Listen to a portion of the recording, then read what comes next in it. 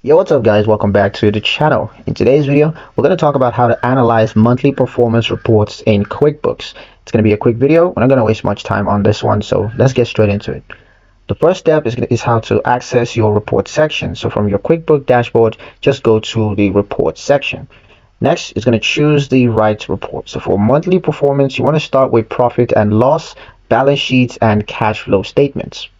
Next is to set the date range. So adjust the filter to cover the specific month that you want to analyze.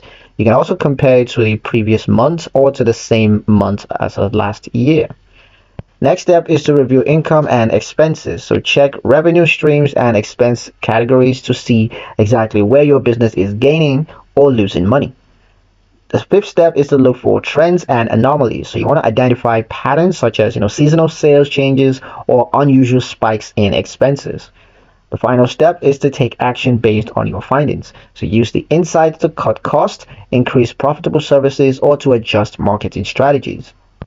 A pro tip is to save custom report settings so that you can track the same metric each month without having to redo filters. And that's pretty much it for the video, guys. Hope you liked it. Hope you found the information here useful enough. If you did, like, share, and subscribe for more helpful tutorials. Thank you guys for watching, and I'll see you in the next one.